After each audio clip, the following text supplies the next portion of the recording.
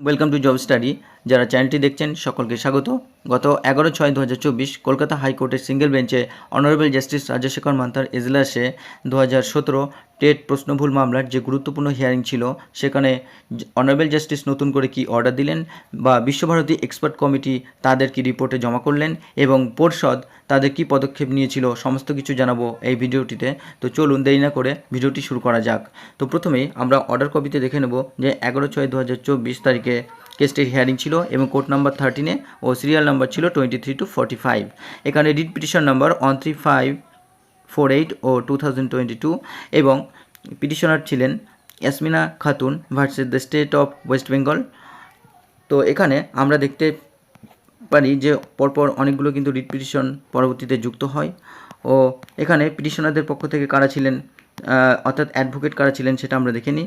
তো এখানে আমরা দেখতে পাচ্ছি যে সুদীপ্ত দাশগুপ্ত সহ আরও কিছু অ্যাডভোকেটের নাম দেখতে পাচ্ছি এবং পরবর্তীতে ফিরদৌস শামীম এবং অনেকে এখানে রয়েছেন এবং যেটা West Bengal board of primary education তাদের পক্ষ থেকে এখানে ছিলেন সুবিশ সান্যাল, সৈকত ব্যানার্জি সহ আরও অনেকেই। তো দেরি না করে চলুন আমরা দেখে নিই যে এখানে অর্ডার কপিতে কী বলা হয়েছিল বা কী বলা হয়েছে।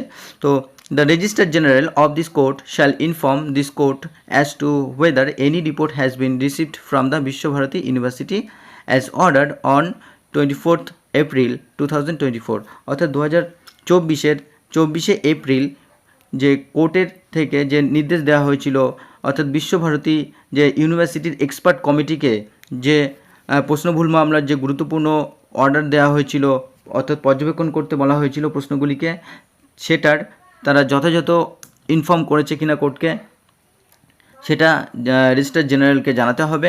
The registrar general of this court may communicate with the vice chancellor Visva Bharati university if necessary in this regard.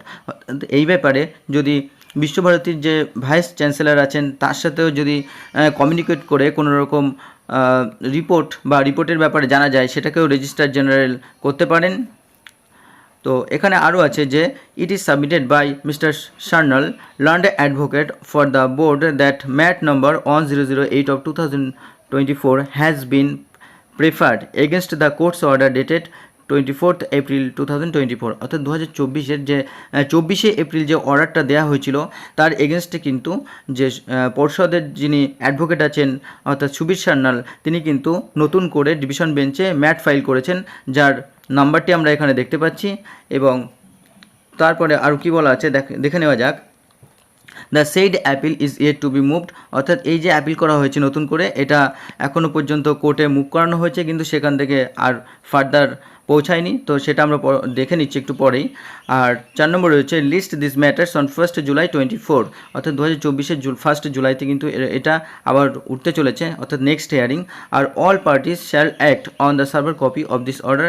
এই অর্ডারের যে সার্ভার কপি সেই অনুযায়ী সমস্ত পার্টিকেই মেনে নিতে হবে বা নির্দেশ অনুযায়ী চলতে হবে। আর এখানে আমরা দেখে নিই যে ম্যাট 1008/2024 সেখানে কবে মুভ করানো হয়েছে। তো এখানে আমরা দেখতে পাচ্ছি যে ফাইলিং কেস নাম্বার ফাইলিং রয়েছে 10/01/2024 এবং ফাইলিং ডেট হচ্ছে 20/5/2024। আর এখানে রেজিস্ট্রেশন নাম্বারও দেওয়া রয়েছে 1008/2024 এবং রেজিস্ট্রেশন ডেট 20/5/2024। এখানে ফার্স্ট হিয়ারিং ডেট অর্থাৎ 24শে মে আর নেক্সট হিয়ারিং ডেট 24শে মে 2024। আর এটা ডিভিশন বেঞ্চে দেখাচ্ছে এবং এখানে কি আর বলার আছে দেখা যাক। এখানে West Bengal board of primary education and others versus and others. আর এখানে অ্যাডভোকেট আছেন কৌশিক চৌধুরী এবং respondent Yasmina Khatun and others. তো এখানে আমরা এই ক্যান ফাইন্ট্রি করতে দেখতে পাচ্ছি এবং এটা কিন্তু 10/6/2024 ফাইলিং ডেট হয়েছে এবং পরবর্তী নেক্সট ডেটও আছে এখানে।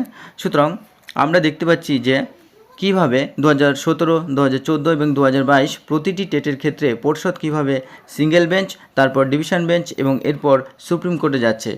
এটা কিন্তু আর কোনো নতুন বিষয় নয়। তাই 1st জুলাই নেক্সট হিয়ারিংয়ে কী হয় সেই বিষয়টাই দেখার এখন। তো ধন্যবাদ যারা ভিডিওটি দেখছেন এবং যারা চ্যানেলটি প্রথম তারা অবশ্যই সাবস্ক্রাইব করে পাশে থাকা বেল আইকনটি প্রেস করে রাখবেন এই ধরনের পরবর্তী যে কোনো আপডেট পাওয়ার জন্য। ধন্যবাদ।